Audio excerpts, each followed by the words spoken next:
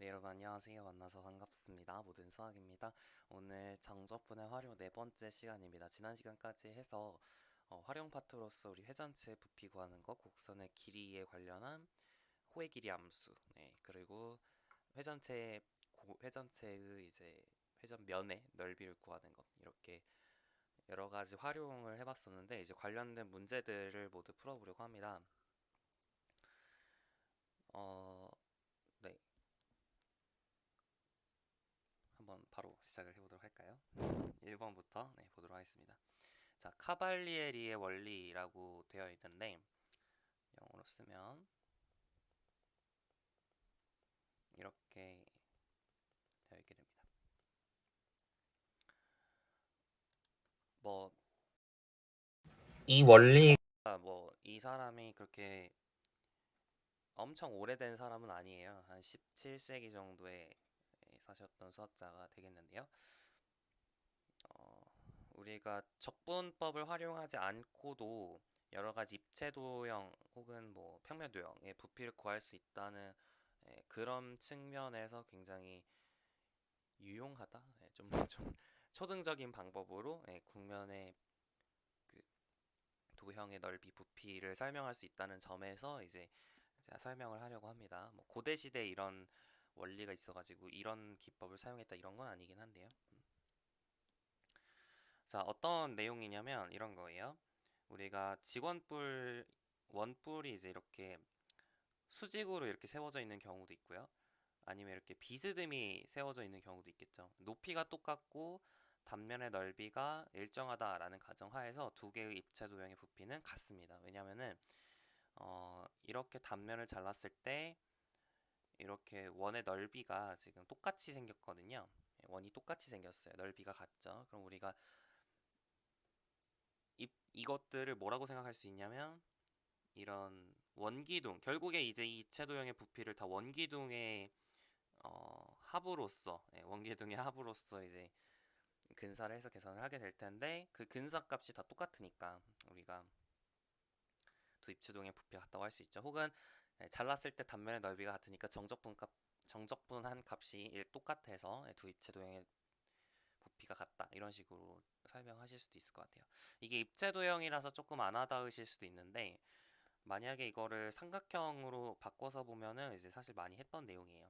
두 평행선이 존재하고 이제 평행선에서 이렇게 밑변의 길이가 같고 높이도 똑같은 이런 삼각형들 여러 개를 생각을 해볼 수가 있겠죠.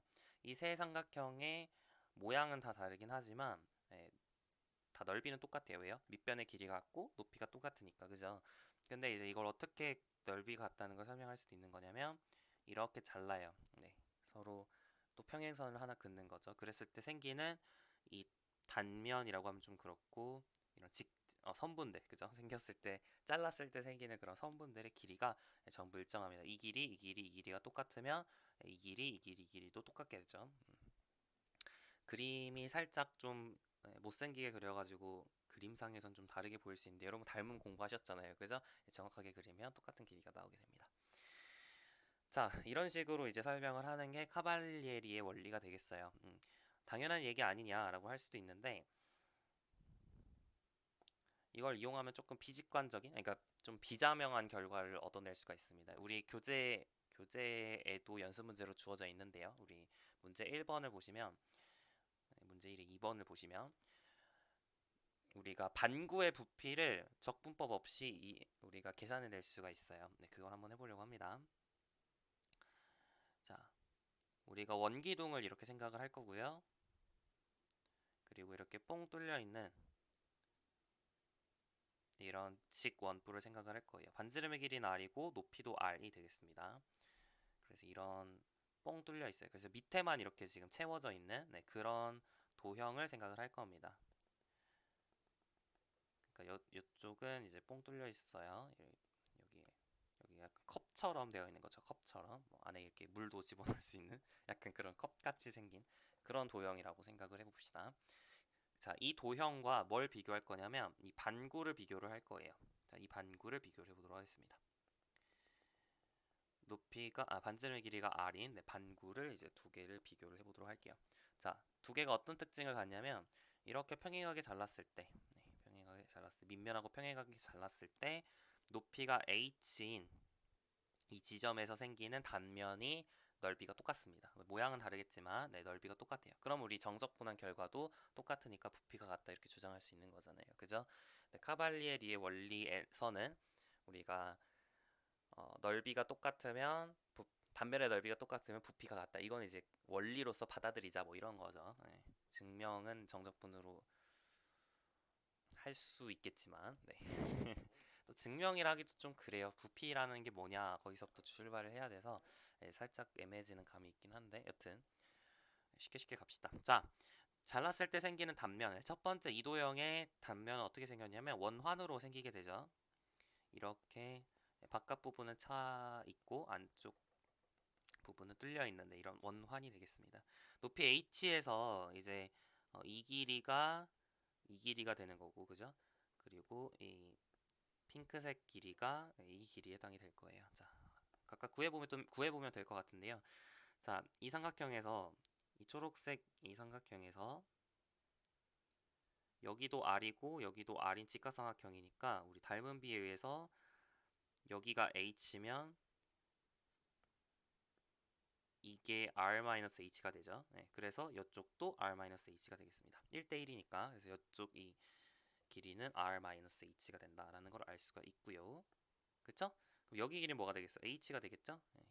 좀 색깔이 좀 이상하게 왔다 갔다 하겠는데 이 길이가 H가 되는 겁니다. 괜찮죠? 좋습니다. 그러면 이제 넓이는 바로 나오죠. 큰 원의 반지름의 길이는 R이니까 파이 R 제곱에서 작은 원의 반지름의 길이 H의 제곱을 빼면 넓이가 나올 거예요. 이게 이제 단면의 넓이가 되겠습니다.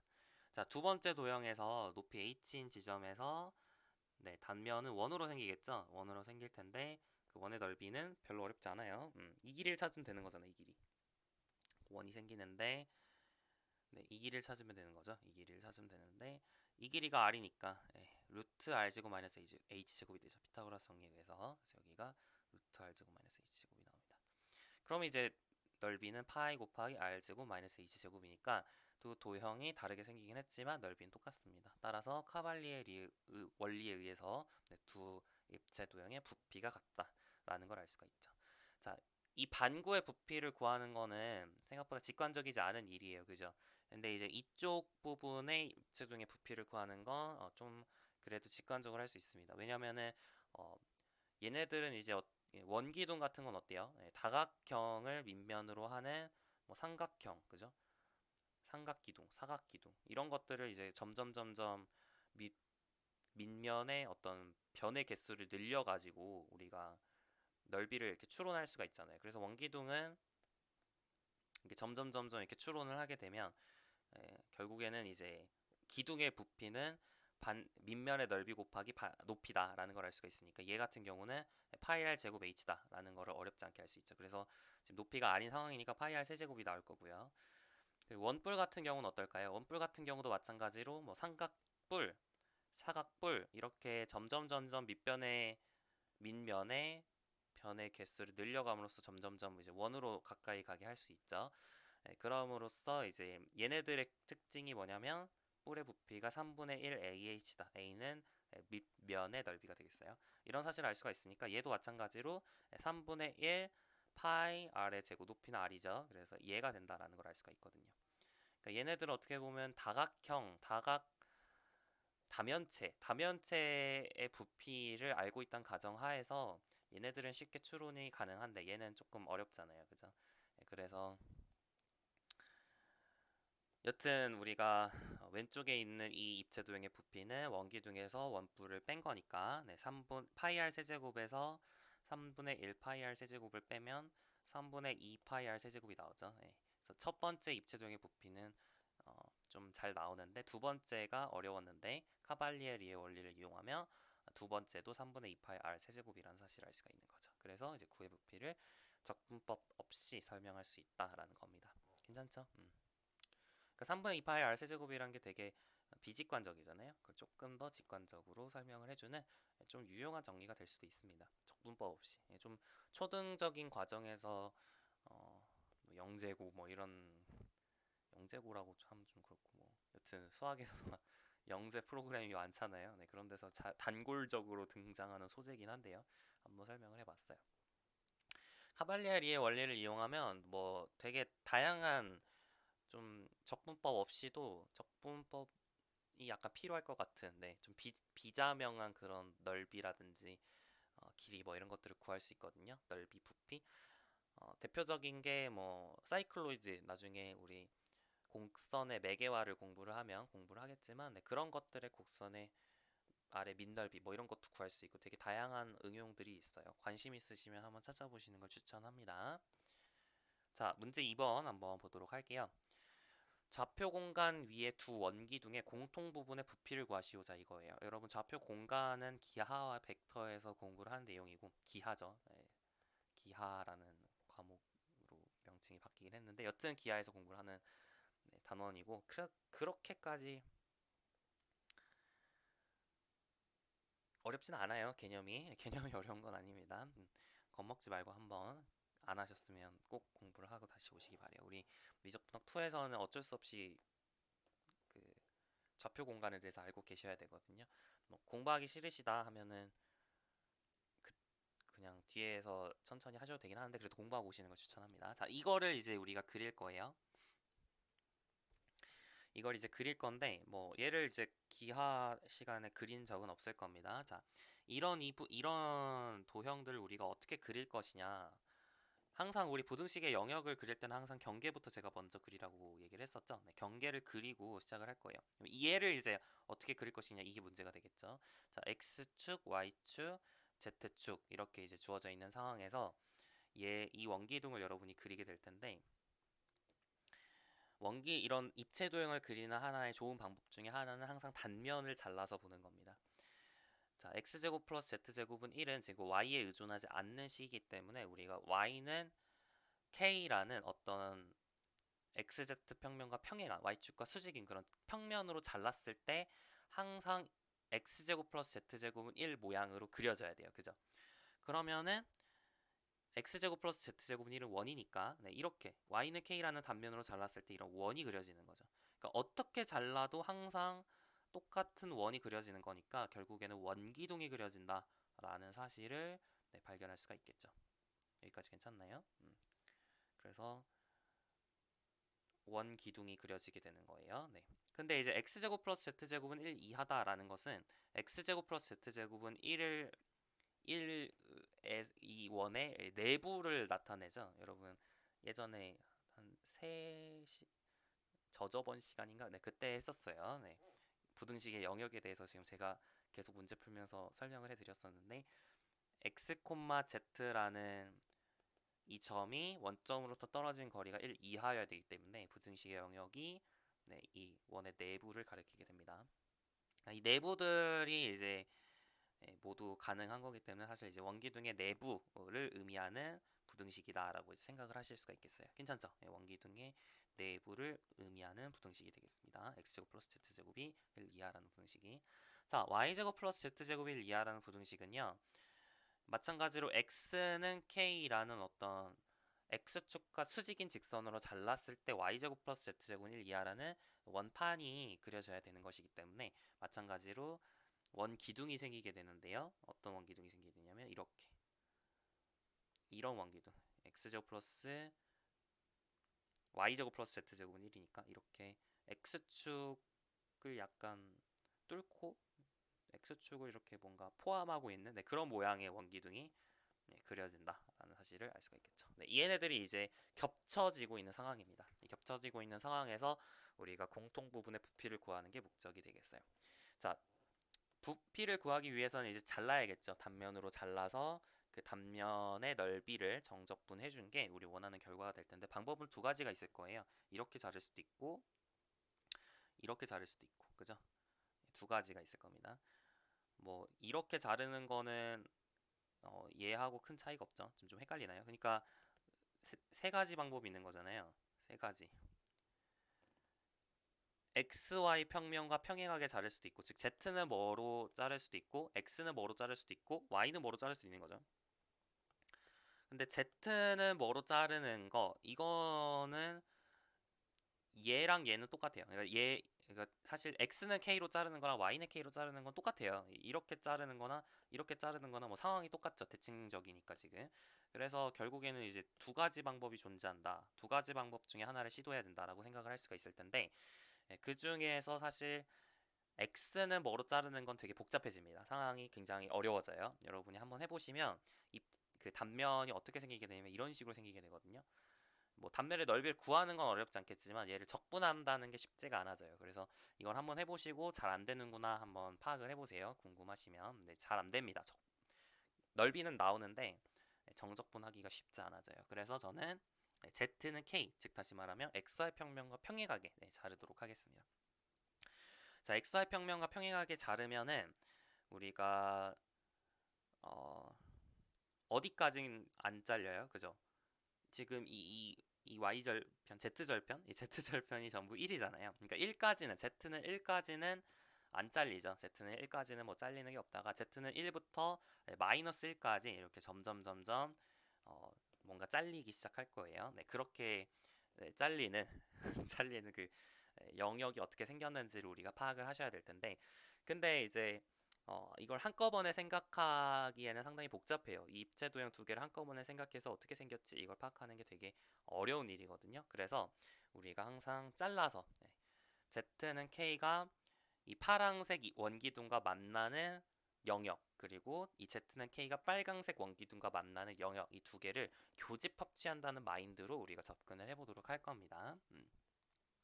자, 그래서 Z는 K가 파랑색 원기둥하고 블루 원기둥이 갑자기 이름이 기억이 안 나네요. 원기둥이 영어로 뭐였죠?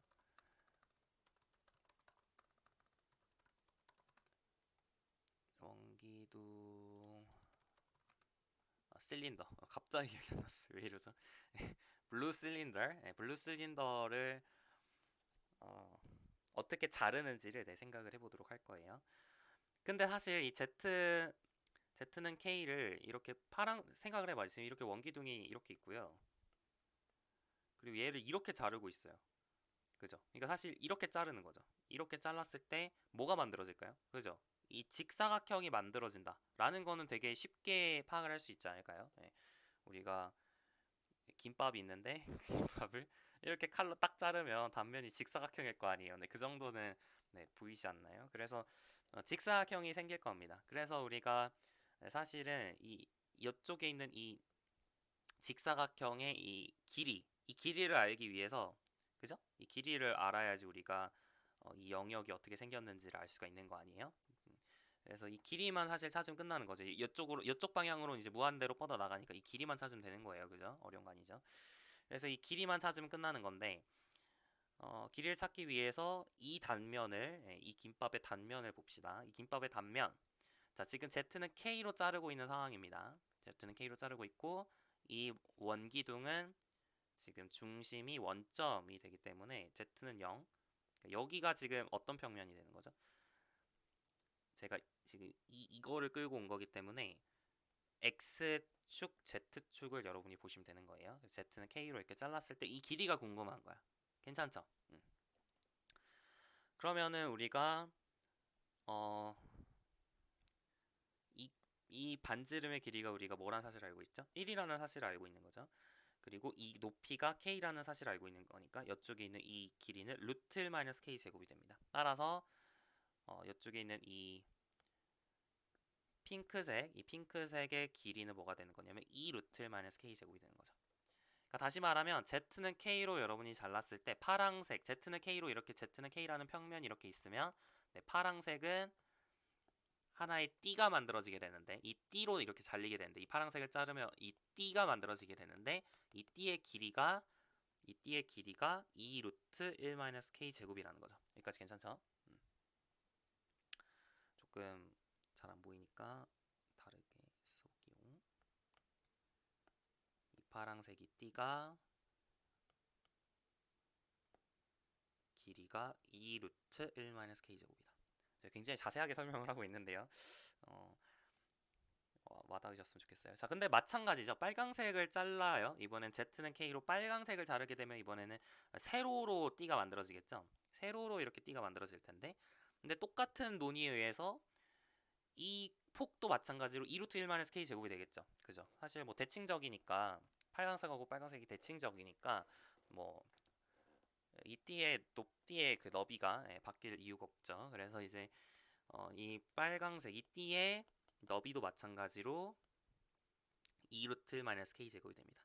자, 근데 우리는 빨강색과 파랑색의 공통 부분의 부피를 찾고 싶은 거니까 빨강색과 파랑색의 공통 부분의 단면을 찾으시면 돼요. 이 단면이 공통 부분을 자른 게 되겠죠. 그러면 이제 이 단면은 뭐가 되는 거야? 정사각형이 되고 그 넓이는 4 곱하기 1 마이너스 k 제곱이 되겠죠. 괜찮나요?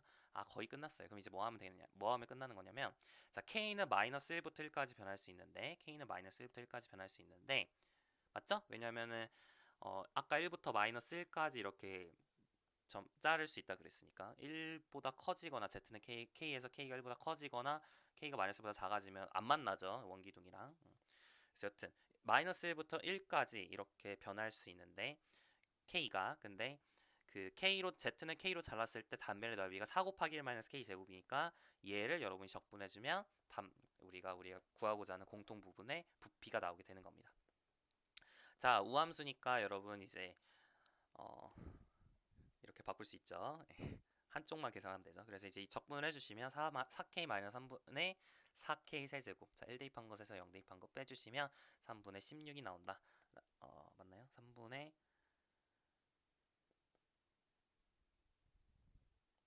제가 뭔가 약간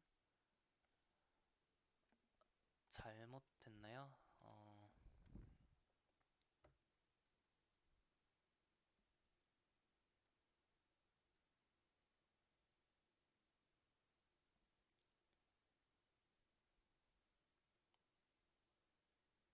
사곱 8 마이너스 k 제곱이고, 네, 우리 교재 문제 잠시만요. 제가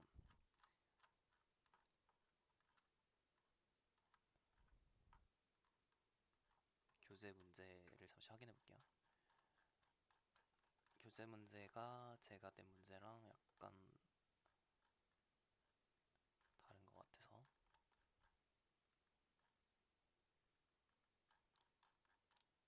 아이고.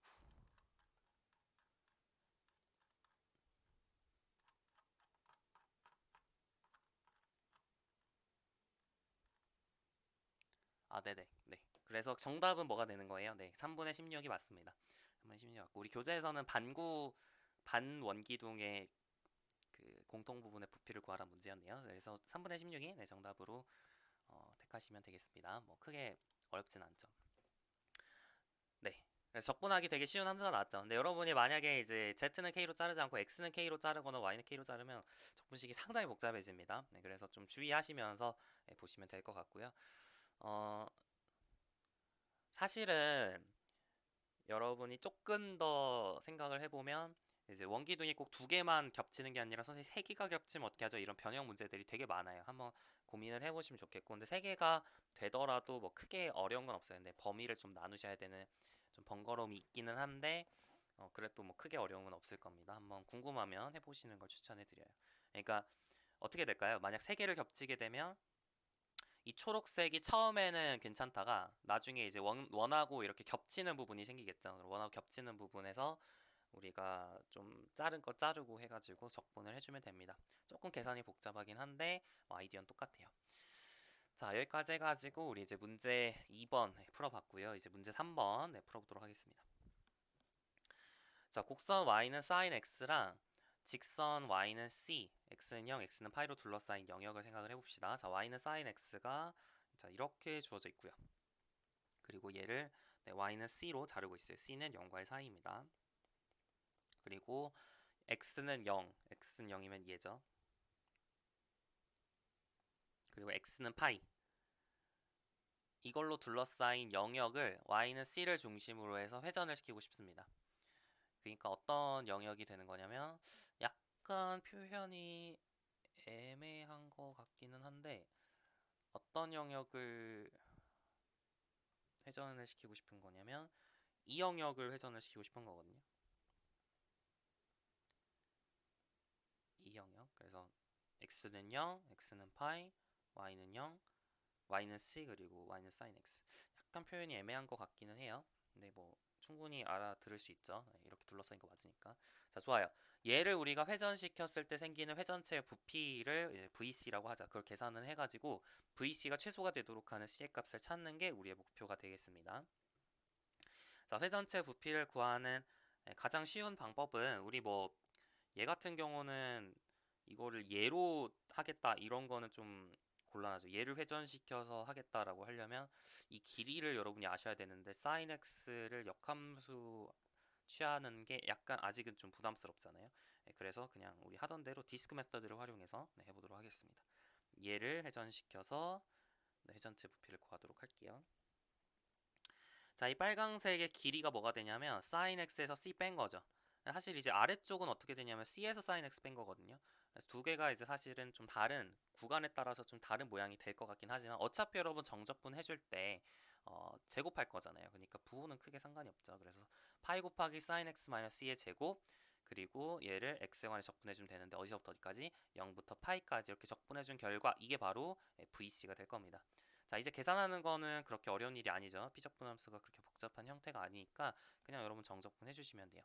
자, 먼저 전개부터 할게요. sin 제곱 x 마이너스 2c sin x 플러스 c 제곱 이렇게 될 것이고, 자, sin 제곱 x를 여러분 적분할 수 있나요? 다양한 접근 방식이 있는데 가장 쉬운 설명 방식은 반각 공식을 쓰는 거죠. sin 제곱 x를 2분의 1 마이너스 코사인 2x로 바꿀 수 있다. 이거는 고등학교 교육 과정에서 제가 사라진 걸로 아는데 그래도 한번 정리를 해드리면 이게 성립을 합니다. 자, 왜 그러나요? 여러분 백악 공식은 아니까 네, 대입을 해보시면 성립한다는 거 확인할 수 있어요. 백악 공식 그냥 변형해서 만든 거거든요. 여러분이 그래도 외우고 계셔야 되는 공식입니다. 알겠죠? 탄젠트 제곱 x는요. 네. 코사인 제곱분의 사인 제곱이니까 1 플러스 코사인 2x분의 1 마이너스 코사인 x 이렇게 쓸 수 있다는 건데 탄젠트 제곱 x보다는 이거 두 개 공식을 적분할 때 많이 쓰니까 꼭 외워두시기 바래요. 알겠죠? 자, 그러면은 사인 제곱 x를 2분의 1 마이너스 코사인 2x로 바꾸고 적분을 해주시면 2분의 x 마이너스 4분의 1 사인 2x가 되겠죠? 그리고 마이너스 2c 플러스 2c 코사인 x, 그죠? 다음에 c 제곱 x 이렇게 되나요? 네, 이거를 이제 파이 대입한 것에서 0 대입한 거 빼주시면 되겠죠. 그러면은 파이 곱하기 2분의 파이, 그죠? 마이너스 4분의 1 곱하기 사인 2파이니까 0 되네요. 사라지고. 그리고 코사인 파이는 마이너스 1이잖아요. 그죠? 코사인 파이는 마이너스 1이니까 마이너스 2c. 그 다음에 c제곱 파이 이렇게 나오고. 여기까지 괜찮죠? 그 다음에 0 대입해주시면 이거 0, 이거 0, 얘는 0 아니죠? 마이너스 2c가 나오고요. 여기 0 이렇게 돼가지고 정리가 됩니다. 자, 결국에는 이제 파이 곱하기 2분의 파이 마이너스 4c 플러스 파이 c제곱 이런 식으로 정의가 된다는 사실을 발견할 수 있겠는데요. 자, 이차 함수죠. c에 관한 이차 함수고 얘가 최소가 돼야 된대요. 최소가 되려면 이차 함수의 꼭지점에 x좌표에서 최소가 되잖아요. 그죠? 이런 것까지는 알죠. 그래서 5분의 2가 정답이 되는구나 라는 사실을 어렵지 않게 발견할 수 있습니다. 괜찮죠? c에 관한 이차 함수니까 이차 함수의 꼭지점의 x좌표가 최소가 되게 하는 x, c의 값이다. 그렇게 정리하시면 되겠어요. 좋습니다. 이건 항상 0보다 클 수밖에 없죠. 왜냐면은 정적분한 값이 항상 양수를 지금 정적분했기 때문에 항상 양수예요. 그래서 뭐 음수가 되면 어떻게 해요? 대입해야 되는 거 아니에요? 이런 걱정을 할 필요가 없어요. 좋습니다. 자, 여기까지 됐고요. 문제 3번 해결했고, 자, 이제 문제 4번으로 넘어가 보도록 하겠습니다. 자, 이번에는 자, A에서 B까지 이렇게 곡선 Y는 fx가 1, 4분면 위에서 정의가 되어 있어요. 그리고 x축 사이 영역을 R이라고 네, 되어 있습니다. 얘를 우리가 x축을 첫 번째 문제는 이거예요. R을 x축을 중심으로 회전시켰을 때 회전체 부피가 나와 있고 Y는 마이너스 1, 그러니까 얘를 이용해서 회전을 한번 시켜봤고 얘를 이용해서도 회전을 한번 시켜봤대요. 그랬을 때 영역 R의 넓이를 구해보라 이런 얘기가 되겠죠. 문제는 그렇게 어려운 문제는 아니에요. 그냥 이제 여러분이 공식을 잘 활용해서 그냥 계산만 때리면 되는 그렇게 어려운 문제는 아닙니다. 자, y는 fx라고 지금 주어져 있는 상황이니까 얘를 x축을 중심으로 해서 여러분이 회전을 시키게 된다면 이 빨강색을 회전시킨 것이다 라고 이제 이해를 하면 되는 거죠. 이 빨강색을 여러분이 회전시키게 되면 입체 도형의 부피가 어떻게 나와요? 파이 곱하기 fx. 빨간색으로 회전시키면 원이 나오니까 그 원의 넓이 파이 fx 제곱 얘를 적분해주면 우리가 입체 도형의 부피가 나온다라는 사실을 알 수가 있어요. 이게 x축을 중심으로 회전시킨 회전체의 부피가 되겠죠. 그래서 이게 얼마라 그랬어? 이게 우리 문제에서 4파이라고 지금 주어져 있는 상황이에요. 괜찮죠? 자, 이번에는 직선 y는 마이너스 1을 중심으로 해서 회전을 시키고 싶대요. 그러면 어떤 걸 회전시키고 있는 거야? 이 핑크색 이 선분을 회전을 시키고 있는 상황이죠. 이 핑크색 선분의 길이는 fx 플러스 1이잖아요. 이 fx 플러스 1을 반지름으로 하는 원의 넓이를 전부 적분해주면 입체 도형의 부피가 나오겠죠? 이게 지금 얼마라고 주어져 있는 상황이냐면 2파이라고 주어져 있는 8파이라고 주어져 있는 상황입니다. 괜찮죠? 자, 우리가 구하고자 하는 거는 뭐냐면 영역 아래 넓이니까 인테그랄 a부터 b까지 fx dx가 궁금한 거예요. 어떻게 하면 될까요? 여기서 여기를 빼면 되겠죠. 자, 한번 빼보시면 인테그랄 a부터 b까지 fx제곱 날라가고 2파이 fx 더하기 파이 dx 이렇게 남게 되네요. 이게 4파이다. 자, 그러면 파이로 양변 나눠주시면 좀 간단하게 하기 위해서 인테그랄 a부터 b까지 그냥 나누지 말까요? 네. 그냥 바로 전개를 할게요. 자, 좌변에 있는 걸 전개를 해주시면 2파이 인테그랄 a부터 b까지 fx dx 그죠? 그리고 파이 곱하기 b-a가 나오죠. 이게 지금 4파이다 이런 얘기가 될 텐데 이게 지금 우리 구하고자 하는 영역 아래 넓이가 되겠죠. 그러면은 우리 구하고자 하는 area of r은 4파이 마이너스 파이 곱하기 b-a를 2파이로 나눠준 거니까 정답은 2분의 1 곱하기 4 마이너스 b 플러스 a 이렇게 정리해 주시면 되겠습니다. 어려운 거 아니죠? 네, 좋습니다. 제가 이걸 굳이 말로 풀어 써야 될까요? 이거는 뭐 증명 문제가 아니니까 제가 그냥 이 정도로 설명만 하고 넘어갈게요. 이제 풀이 과정을 좀 예쁘게 쓰고 싶으신 분들은 꼭 써보시기 바랍니다. 자, 두 번째. 자, 이번에는 y는 fx를 여러분이 y축을 중심으로 해서 회전을 시키고 싶어요. 지금 y는 fx가 1사분면에 있는 상황이었죠. y는 fx가 이렇게 주어져 있는 상황이고 자, a부터 b까지 이렇게 주어져 있는 상황이었는데 얘를 y축을 중심으로 해서 회전을 시키고 있습니다. 그러면은 이거는 딱 실린드리컬 쉘 메서드를 활용하는 게 굉장히 좋은 방식이겠죠. 그래서 이제 이 파란색을 y축을 중심으로 해서 회전을 시켰다라고 생각을 하고 문제를 해결해 보도록 할게요. 마찬가지로 y축을 중심으로 해서 회전을 시키고 그 다음에 x는 마이너스 2를 중심으로 해서 회전을 시키고 그랬을 때 영역 아래 넓이를 구하라는 게 우리 문제잖아요. 아까랑 거의 똑같은 상황이죠. 근데 이제 실린드리컬 쉘 메서드를 활용해야 된다라는 것만 좀 달라졌을 뿐입니다. 자, 첫 번째 y축을 중심으로 해서 회전을 시킨 거 vy를 계산을 해주면 자, 파란색을 회전시키면 원기둥이 나오잖아요. 원기둥의 옆넓이를 적분해주면 되는 거니까 원기둥의 밑면의 둘레 길이는 2파이 곱하기 x 괜찮죠? 이걸 x라고 하면 그리고 높이는 fx 자, 이거를 적분해주면 어디서부터 어디까지? a부터 b까지 적분해주면 이게 vy가 됩니다. 괜찮죠? 자, 이번에는 마이너스 2 0이라고 할까? 좀 통일성을 갖추기 위해서 왜냐면 y축 x는 0이니까요. v0이 얘가 되는 거고 그 다음에 x는 마이너스 2를 중심으로 해서 회전을 시키게 되면 인테그랄 a부터 b까지 이제 뭐가 달라지냐면 반지름의 길이만 달라진 거죠. 높이는 똑같은데 그래서 2파이 x 플러스 2의 fx dx 이렇게 나오게 됩니다. 자, 지금 이게 얼마라고 주어져 있는 상황이냐면 2파이 얘가 10파이라고 주어져 있는 상황이죠. 우리 구해야 되는 거는 fx의 적분값을 구하고자 하는 겁니다. 영역 아래 넓이는 인테그랄 a부터 b까지 fx dx니까 이걸 구하고 싶은 거니까 v-2에서 v0을 빼면 되겠죠? 자, 양변 빼보시면 인테그랄 a부터 b까지 2파이 x fx 똑같이 있으니까 그죠? 2파이 곱하기 2 곱하기 fx dx가 8파이가 나오네요. 양변 4파이로 나눠주면 얘는 얼마가 나오게 되냐면 2가 나온다 라는 사실을 알 수가 있겠죠. 어려운 거 아니죠? 네, 문제 4에 2번까지 해봤고요. 자, 문제 4에 3번 해보도록 하겠습니다.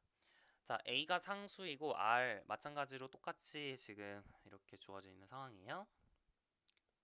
자, 얘를 x축을 중심으로 회전시킨 회전체 부피가 이제 b제곱 마이너스 ab로 주어져 있대요. 그래서 fx를 구해라. 이게 문제가 되겠는데요. a가 상수고 b는 이제 변수가 되겠어요. 예, 그랬을 때 fx를 구하는 게 우리의 목표가 되겠습니다. 크게 어렵진 않은데요. 똑같이 하면 돼요. 자,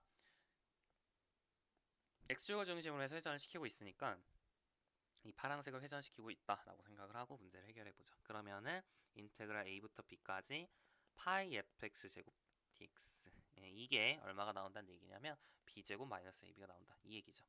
여기까지 괜찮죠? 이제 b는 변수예요. 얘를 x라고 생각을 하셔도 되는데 지금 x가 겹쳐 있으니까 굳이 x라고 쓰진 않겠습니다. 그러니까 b가 변수고 a가 상수야. 그럼 양변을 b에 대해서 미분하면 fb가 얼마인지 찾을 수 있겠죠, 그죠? 그래서 양변을 b에 대해서 미분하시면 파이 곱하기 fb의 제곱이 2b-a니까 fb가 얼마인 거예요?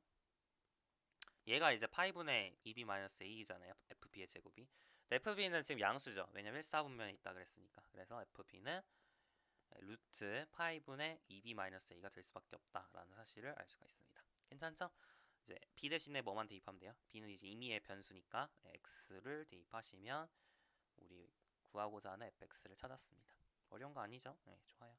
문제 4번 전부 해결해 봤고요. 자, 이제 문제 5번으로 넘어가 보도록 하겠습니다. 자, 문제 5번이에요. x가 양수에서 정의된 fx가 연속 미분 가능하고 양수인 도함수를 갖는데 f가 연속 미분 가능하다. C51 이렇게 이제 제가 표시를 한다고 약속을 했어요. 한 번 미분 가능한데 그 도함수가 연속이라는 뜻이에요. 이거 표기는 알아두셔야 돼요. 네, 제가 예전에 한번 설명해 드렸습니다.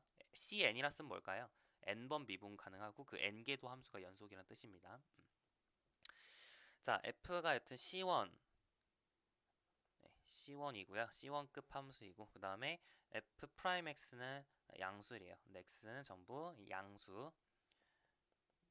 x가 0보다 큰 범위에서 지금 정의가 되어 있는 상황이에요.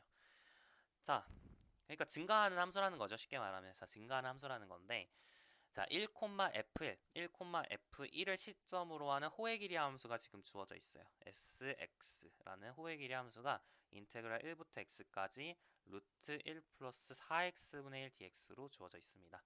자, 이랬을 때 fx 구하는 게 목표예요. 자, 기억나시죠? 호의 길이 함수 어떻게 구한다 그랬냐면 인테그랄 1부터 x까지 루트 1 플러스 f 프라임 t의 제곱 dt 이렇게 구할 수 있다 그랬죠. 사실 얘랑 똑같아야 돼, 그치? 호의 길이 함수가 정의가 이거니까요. 둘이 똑같아야 되죠. 양변을 미분하시면 f'x가 얼마인지 알 수 있을 것 같지 않나요? 그죠? 그래서 양변 미분해 보겠습니다. 자, 여기서 제가 노테이션을 좀 잘못 썼는데 t로 쓰셔야겠죠? 왜냐면 여기랑 겹치니까 루트 1 플러스 4t분의 1 dt. 자, 이렇게 쓰도록 하겠습니다. 자, 양변 x에 대해서 미분하면 f'x가 얼마인지 찾을 수 있을 것 같아요. 자, 미분해 주시면 루트 1 플러스 4x분의 1이 루트 1 플러스 f 프라임 x 제곱이어야 되는 거니까, 그죠? 그러면은 양변을 제곱해 주시면 자, 이렇게 나올 겁니다. 물어보는 건 별거 없었죠. f 프라임 x가 그러니까 뭐가 나와? 루트 4x분의 1이 나오는 거잖아요, 그죠? 자, 근데 다시 쓰면 2루트 x네. 왜 이제 음수가 안 나올까요? 양수라고 그랬으니까, 그죠? 음수가 안 나오는 거죠. 근데 f 프라임 x가 이제 2루트 x분의 1인데 그러면 fx 원시 함수는 뭐가 되는 거냐면 루트 x 플러스 c가 되는 겁니다. 자, 근데 fx가 1,f1을 시점으로 하고 있다 라고 얘기를 했기 때문에 사실 1에서 얼마 값을 갖는지는 몰라요. 그죠? 1에서 얼마 값을 갖는지는 몰라. 그러니까 이거 전부 fx가 얘네들 전부가 됩니다. 괜찮죠? 뭐 굳이 c를 f1에 대해서 표현할 수 있겠지만 굳이 그럴 이유가 있을까요? 네, 그냥 이렇게 쓰시면 됩니다. fx는 루트 x 플러스 c 꼴의 모든 함수가 될 것이다 라는 것을 알 수가 있겠네요. 네, 괜찮죠? 자, 문제 5의 1번 해결했고요. 자, 문제 5의 2번 한번 보도록 하겠습니다. 자, 이번에는 호의 길이 함수가 루트 2x라고 주어져 있어요. 자, 마찬가지죠? 인테그랄 1부터 x까지 루트 1 플러스 f 프라임 t의 제곱 dt, 얘네들이 이제 같아지도록 하는 그런 f를 여러분이 찾아주시면 되는 거고요. 양변 미분해주시면 루트 2는 루트 1 플러스 f 프라임 x 제곱이 되는 거니까 결국에는 이제 f 프라임 x가 f F'X 제곱이 1이어야 된다라는 사실을 알 수가 있겠죠. 자, 근데 F'X가 여러분 생각해 보세요. 1일 수도 있고 마이너스 1일 수도 있거든요. 둘 중에 하나겠죠.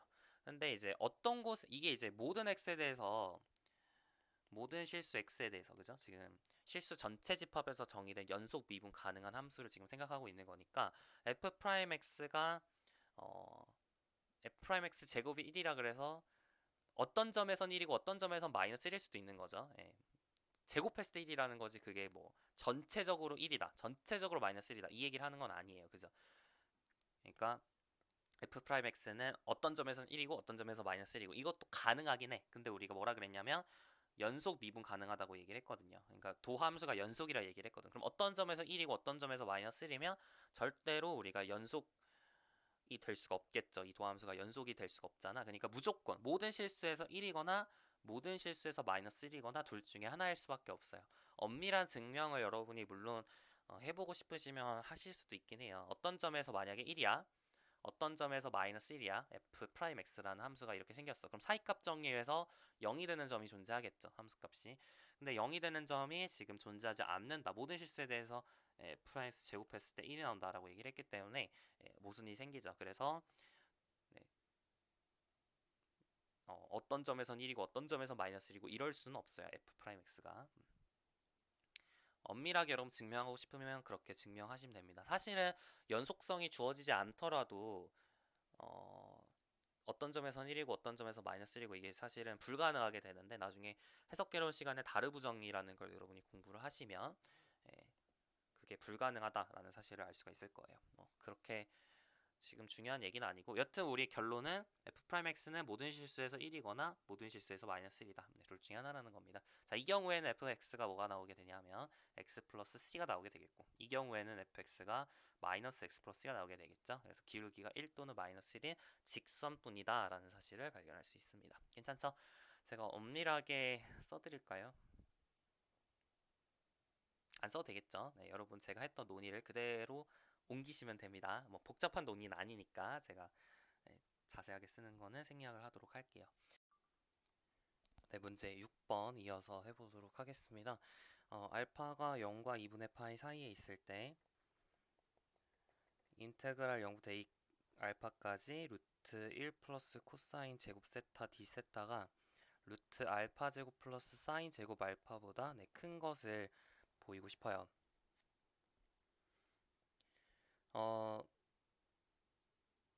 얘를 우리가 증명을 해야 되는데 좌변을 보고 여러분이 어떤 느낌이 오시나요? 이 좌변이 이제 지금까지 했었던 것을 조금 이제 익숙해지시면 이게 사실 호의 길이로 보일 수도 있겠다라는 생각을 해요. 좀 보였으면 좋겠죠. 이게 어떤 호의 길이가 될 텐데, 자, y는 sin x라는 그래프를 그려보도록 합시다. 자, 그랬을 때, 이 y는 sin x에 이제 0부터 알파까지, 알파는 지금 0과 2분의 파이 사이에 있죠. 알파가 0부터 알파까지 이 호의 길이가 이거다라는 걸 알 수가 있어요. 왜냐하면 이제 미분하면 y 프라임 코사인 x니까 여러분 호의 고일의 공식 아시잖아요. 루트 얘를 이제 fx라고 만약 놨을 때 호의 길이는 0부터 알파까지 루트 1 플러스 f 프라임 t 제곱 dt로 주어지니까 그래서 얘가 나옵니다. 그죠? 그래서 좌변은 이제 이 검정색 또는 제가 색깔을 좀 칠해볼까요? 파랑색 호의 길이다라는 사실을 알 수가 있을 거고 이제 오른쪽에 있는 건 대충 눈치가 채지시죠? 이제 0부터 0,0부터 알파, 사인 알파까지 이 선분의 길이가 됩니다. 그럼 여러분이 이제 선분이 어떤 점과 점 사이에 있는 최단 거리라는 걸 알고 있으니까 파랑색이 빨강색보다 클 수밖에 없다라고 이제 설명을 하시면 돼요. 이게 이제 문제 6번의 의도고 정답도 그 정도로 작성을 하시면 사실은 충분한데 근데 이제 사실 어떤 사람들은 의문이 들 수도 있죠. 왜냐면 우리가 어떻게 그 점과 점 사이의 거리가 최단 거리라는 걸 아느냐 그런 것들도 사실은 증명을 해보고 싶을 수 있기 때문에 제가 해드릴게요. 이거는 참고만 하시고 꼭 알아야 된다 그런 건 아니에요. 자, 증명을 어떻게 할 거냐면 인테그랄 0부터 x까지 루트 1 플러스 코사인 제곱 세타 조금 더 일반화시켜서 증명을 해볼까요? 여러분이 이제 비슷한 것도 일반화를 할 수 있을 것 같죠? 여러분이 y는 fx라는 그래프가 있었을 때 a, fa란 점이 있고 그다음 b, fb라는 점이 있으면 이 호의 길이는 이 a, fa와 b, fb를 있는 이 직선 거리보다 더 길겠죠? 그걸 우리가 표현하면 a부터 b까지 루트 1 플러스 f 프라임 t의 제곱 dt. 자, 이게 뭐보다 커야 되냐면 인테그랄이 아니죠. 선분의 길이인 루트 b 마이너스 a의 제곱 플러스 fp 마이너스 fa 제곱보다 커야 된다. 자, 이거를 증명을 하는 거예요. 일반적으로 이게 성립을 해야겠죠. 단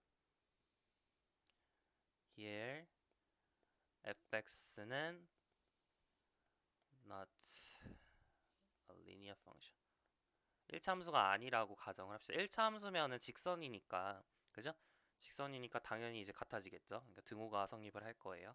그렇기 때문에 리니어 펑션이 아니라는 가정하에서 이제 이 부등식을 증명을 하는 거나 증명을 하면 이제 문제 6번은 특수한 케이스가 되니까 증명이 끝나겠죠.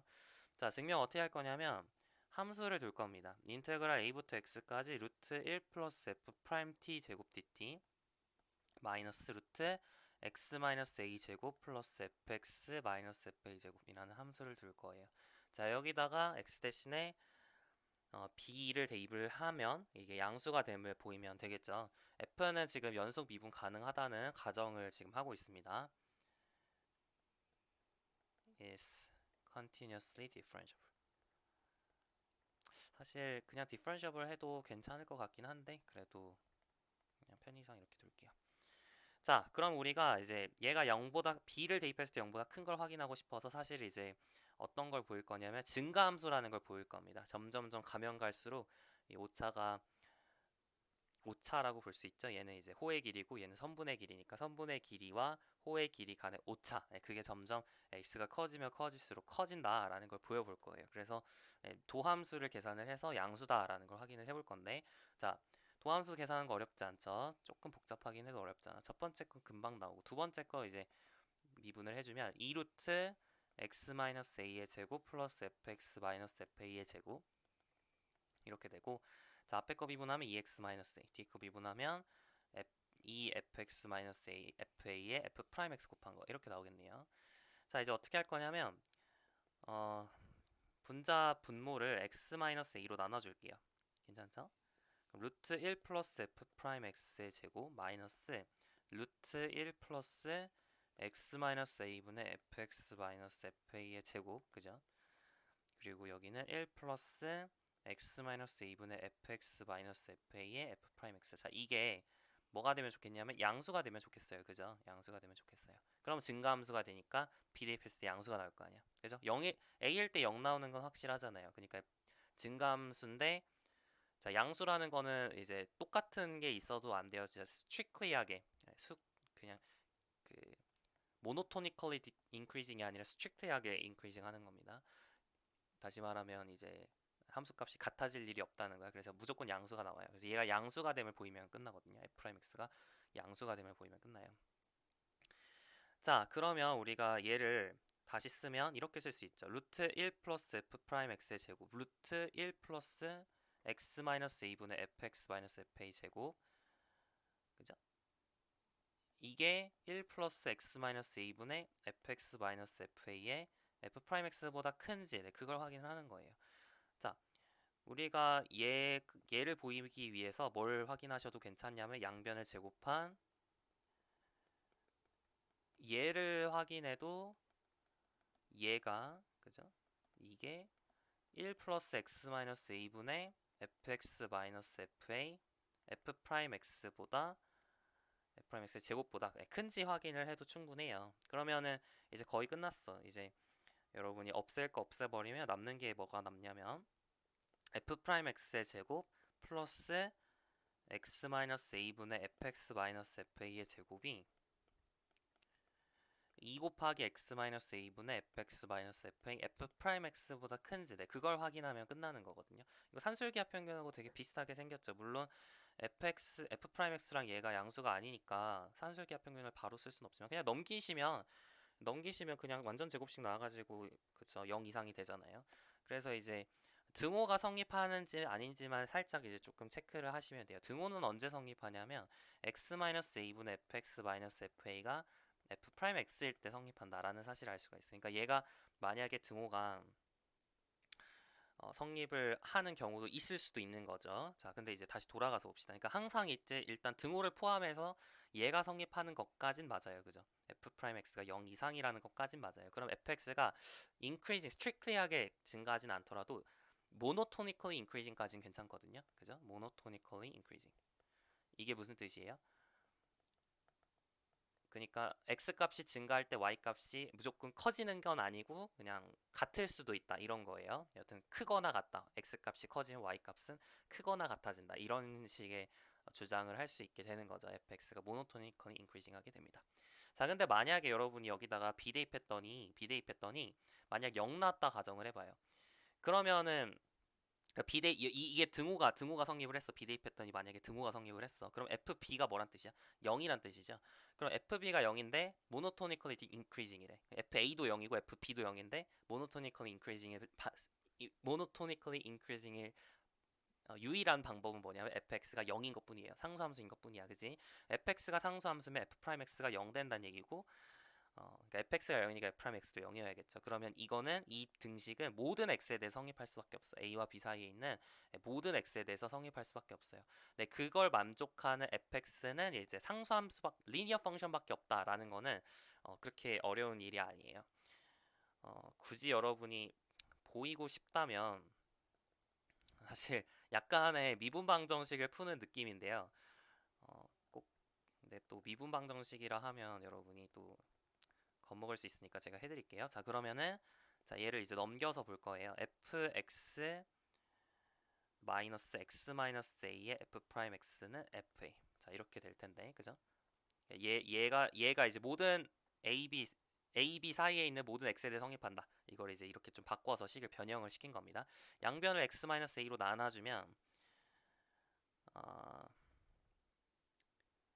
제곱으로 나눠줘야 돼요. 예전 수능 완성에서 이런 논의를 한 문제집이 있었는데 사실은 좀 어려운 생각이죠. 공부하지 않고서는. 자, 이거로 이렇게 x-a의 제곱으로 나누면요. 얘는 이제 x-a분 fx를 미분한 거가 됩니다. 마이너스를 붙여야겠죠. 그러면 그죠? 얘를 미분하면 얘가 나와요. 그죠? 얘가 이렇게 나오게 됩니다.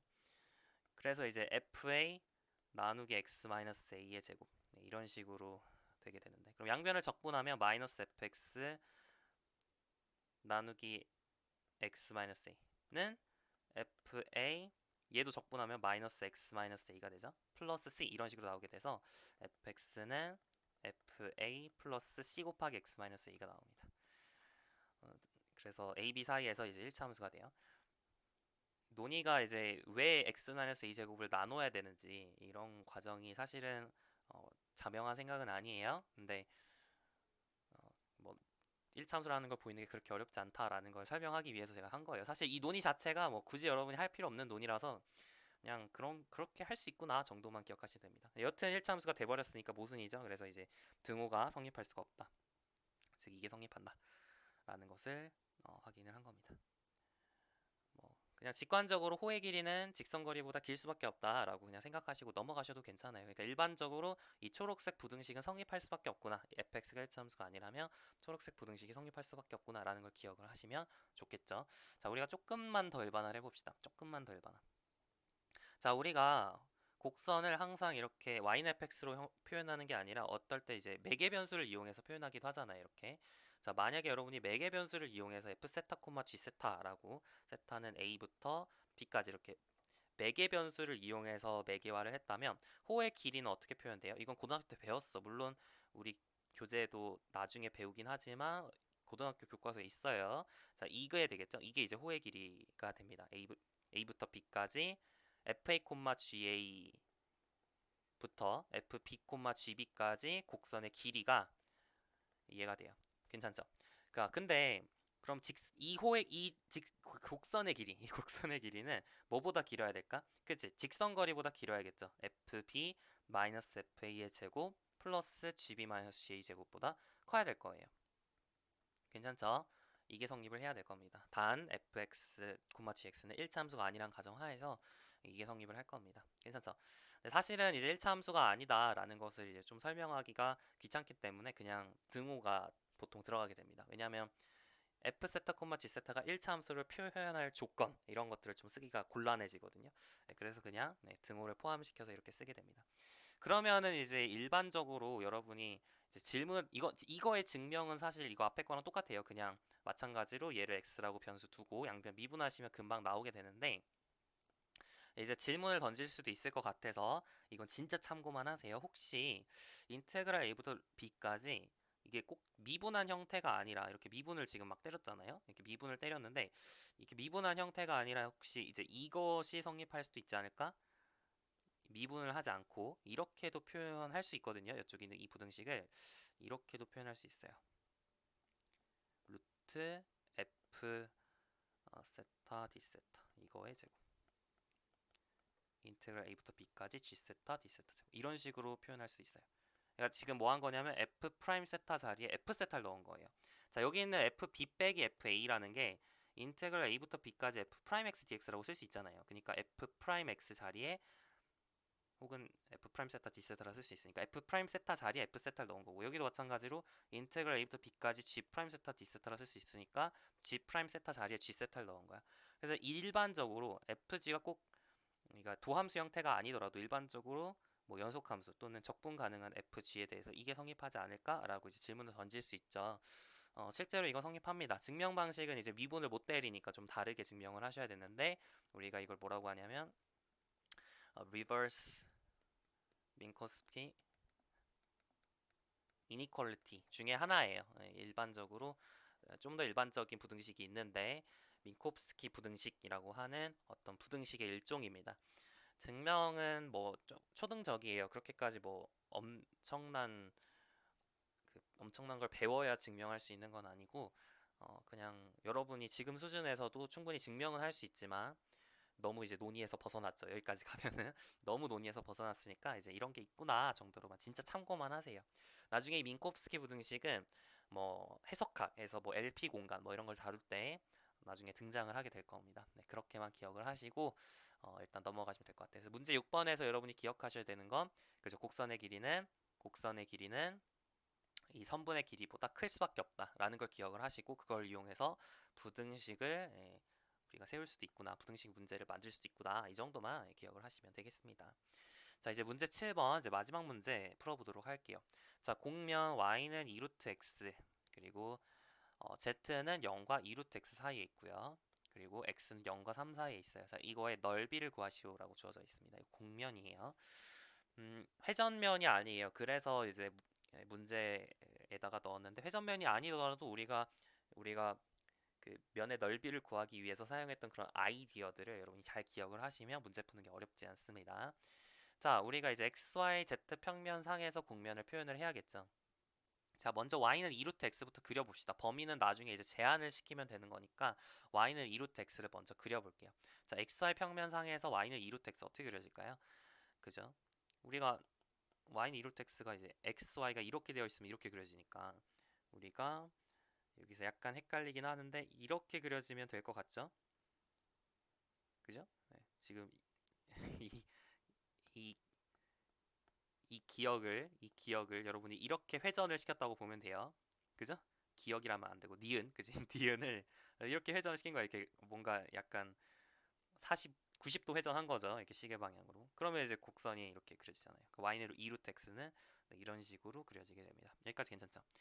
자, y는 2루트 x라는 이 곡선은 이렇게 그려진다. xy 평면상에서. 근데 이제 z 값에 관계없이 항상 이렇게 그려지는 거라서 이런 공면이 됩니다. 이 공면.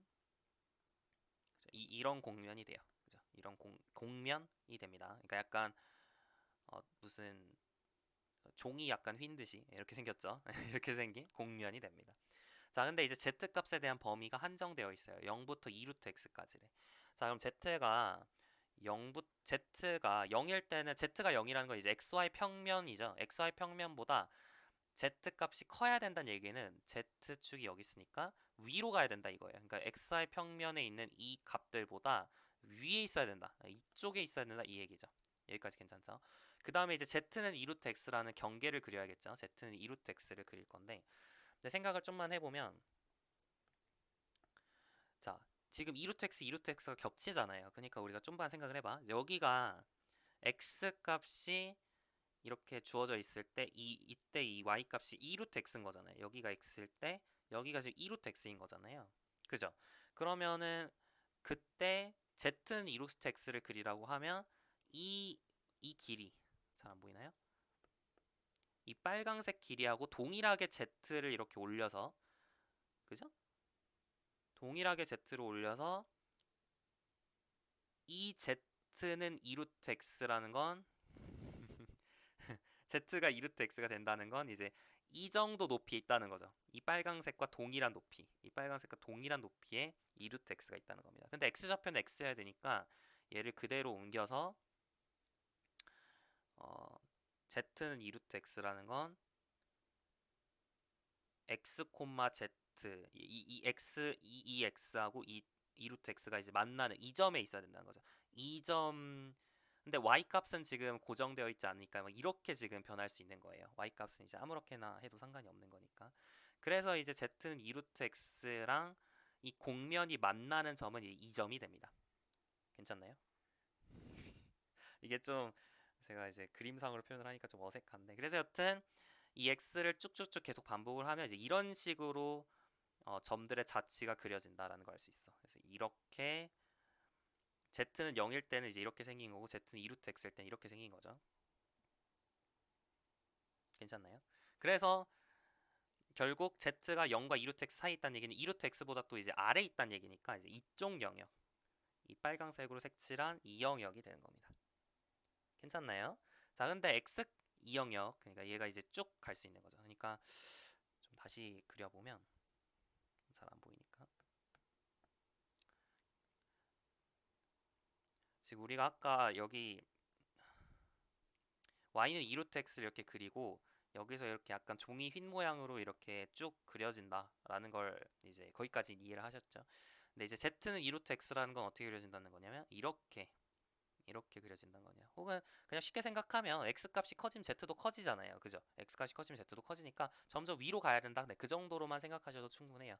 이게 이제 y는 2루트 x고 z가 0이라는 이런 곡선이라면 이 곡선이 그거보다는 위에 있어야겠죠. z 값이 x 값이 커짐에 따라서 커지니까 y는 2루트 x, z는 2루트 x라는 곡선이 y 값이 커지면 x 값이 커지면 z 값도 커지는 거니까 이제 점점점 올라가는 이런 모양이 될 것이다라고 생각하셔도 충분해요. 그러니까 종이를 펼쳐보면 이렇게 지금 생긴 거죠. 종이를 이렇게 휘어 있는데 얘를 펼쳐보면 이제 이렇게 올라가고 있는 모양이죠. 어떻게 올라갈지는 잘 모르겠지만 직선은 꼭 아닐 수 있어요. 네, 직선은 아닐 수 있습니다. 자, 그래서 z가 0과 2루트 x 사이에 있어야 되니까 이제 이 영역이 되는 거고, 근데 이제 종이가 지금 무한대죠. 이렇게 계속 뻗어나가는 건데 x 값이 한정돼 있으니까 그 범위도 한정되게 됩니다. x는 0부터 3까지 변할 수 있는 거라서 딱 이 공면의 넓이를 구하면 돼요. 자, 이 공면의 넓이를 계산을 해줄 건데, 근데 이제 이거를 우리가 배운 적이 없잖아요. 그러니까 우리가 직관적으로 우리가 아까 얘기했던 것처럼 이게 종이 휜 모양이라 그랬죠. 그럼 종이를 펼쳐서 우리가 넓이를 계산하면 되는 거 아니겠어요? 그죠? 그래서 종이를 펼쳐서 계산을 할 겁니다. 종이를 펼치면, 자, 이 종이를 펼치면 이렇게 휘어 있던 게 어떻게 돼요? 이 직선이 되겠죠. 이게 이제 y는 2루트 x, z는 0이라는 이 곡선을 이제 펼친 거예요. 이 종이를 이제 펼쳐가지고 이렇게 만든 겁니다. 여기까지 괜찮죠? 그리고 y는 2루트 x, z는 2루트 x라는 곡선은 이렇게 올라가게 되고 이거 꼭 직선이 아닐 수도 있다 그랬어요. 그리고 x 값은 0부터 이제 3에 대응되는 이 길이까지 이제 변하게 되겠죠. 여기까지 괜찮나요? 네, 좋아요. 자, 그러면 이제 이 넓이를 여러분이 계산을 하는 거나 마찬가지예요. 자, 그럼 어떻게 계산할 것이냐? 우리가 지금까지 했던 방식 그대로 가시면 됩니다. 뭘로 한대요? 직사각형의 넓이의 합으로 분산할 거예요. 직사각형. 근데 여러분이 저번에도 강조했던 것처럼 그러니까 이 직사각형들의 넓이의 합으로 이렇게 근산하는 거죠. 이 종이를 펼쳤을 때 이렇게 근산하는 건데, 이거를 여러분 여기 이렇게 접혀 있는 모양에서 보면은 직사각형을 여러분이 잡을 이런 직사각형들로 이제 근사를 하는 거잖아요. 근데 이제 더 이상 이게 휘어져 있으니까 이 직선이 더 이상 초록색으로 색칠해 볼까요? 이 초록색 이 직선이 더 이상 직선이 아니죠. 이렇게 휘어져 있게 되니까. 그러니까 이제 우리가 이 직사각형의 넓이를 계산할 수가 없게 되잖아. 그러니까 휘어져 있는 이 직사각형의 넓이를 계산할 수 없으니까 이렇게 근사를 하게 되는 거죠. 이렇게 직사각형이 되도록. 그러면은 이 이 이 접 이 선분, 이 선분의 길이는 뭐에 대응되냐면 델타 S에 대응돼요. 호의 길이. 괜찮죠? 그리고 높이는 뭐냐면 Z값이죠. Z값에 대응이 됩니다. 여기까지 괜찮나요? 그래서 이제 곡면의 넓이를 어떻게 세우실 수가 있게 되냐면 자, X는 0부터 3까지 변하는데 이거는 X의 범위야. X, range of X. X가 0부터 3까지 변할 때 자, 직사각형의 밑변의 길이는 DS가 되는 거고요. 그죠? 이 선분의 길이, 이 선분의 길이는 델타 S니까 델타 S는 DS에 대응이 되겠죠. 그리고 이 높이는 뭐냐면 Z값에 대응이 된다고. 그래서 2루트 X가 되는 거예요. 자, 그럼 우리 DS를 X에 관한 식으로만 표현하면 끝나는 건데 지금 Y는 2루트 X라는 관계식에서 DS를 DX로 고칠 수 있죠. DS는 루트 1 플러스 자 얘를 fx라 놨을 때 f 프라임 x 제곱 dx가 될 테니까 괜찮죠? 그러면은 f 프라임 x는 루트 x분의 1이죠? 네, 그래서 이제 1 플러스 x분의 1이 나옵니다. 그래서 인테그랄 0부터 3까지 2루트 x에 루트 1 플러스 x분의 1 dx 이런 식으로 나오게 돼요. 괜찮나요? 자, 근데 이거 아까 봤었던 적분 같은데, 그죠? 예, 뭐 적분하기 어려운 함수는 아니죠. 2루트 x 플러스 1 dx가 될 것이고, 그러면은 이제 3분의 2 이게 이제 x 플러스 1의 2분의 1승이니까 3분의 2분의 3승으로 이렇게 나오잖아요. 그럼 이제 2분의 3 역시 3분의 2가 곱해지고 2 곱한 다음에 3 대입한 것에서 0 대입한 거 빼면 되니까 그죠? 그러면은 3 대입하시면 3 대입하시면 3분의 4에다가 3 대입하시면 4니까 2의 세제곱 8 그죠? 8 0 대입하시면 1 나오니까 3분의 7, 4, 28 이게 정답이라는 사실을 알 수가 있네요. 괜찮죠? 그래서 이제 약간 휘어져 있긴 하지만 우리가 휘어져 있는 걸 펴가지고 계산한다라는 마인드로 얘네들을 전부 직사각형들의 넓이의 합으로 근사를 시킨다라고 생각하시면 괜찮습니다. 자, 문제 7번은 2번도 이제 비슷한 유형이 돼요. 자, 코사인 세타 콤마 사인 세타 콤마 z라고 주어져 있습니다. 이번엔 약간 매개 변수로 주어져 있는 그런 형태인 것 같은데 x 좌표가 코사인 세타, y 좌표가 사인 세타, z는 막 변할 수 있어요. 세타는 0부터 2파이까지 변할 수 있고 z는 0과 세타까지 변할 수 있습니다. 자, z를 무시하고 만약 xy 평면상에 코사인 세타 콤마 사인 세타 그려라라고 하면 어렵지 않죠. 어떻게 돼요? 원이 되잖아요. 원. 세타가 0일 때 이렇게 x축 위에 있고 이런 이 방향으로 이제 점점점 가죠. 세타가 증가함에 따라서 0일 세타가 0일 때는 1,0 그죠? 세타가 2분의 파일 때는 0,1 뭐 이런 식으로 해가지고 이렇게 한 바퀴를 돌잖아요. 자, 이런 식으로 이제 xy 평면상에 그려지는데 z 값이 0부터 세타까지 변할 수 있대요. 그러니까 원래는 z에 대한 조건이 없었으면 원 기둥이 그려졌을 텐데 z가 0부터 세타까지란 범위가 주어져 있습니다. 자, 이렇게 여러분이 점을 여기다가 잡아볼게요. 점을 지금 제가 코사인 세타 콤마 사인 세타 콤마 0이라고 잡게 된다면 일단 z가 0보다 커야 된다는 얘기는 이제 xy 평면보다 위에 있어야 된다. 거기까지는 어렵지 않죠. 이제 z가 세타보다 작아야 된다라는 것만 뭔지 알면 되는데 자, 세타가 커짐에 따라서 z값은 어떻게 될까? 커지겠죠. z는 세타를 여러분이 그려보세요 라고 얘기를 한다면 세타가 커짐에 따라 z도 크게 그려주시면 되는 거예요.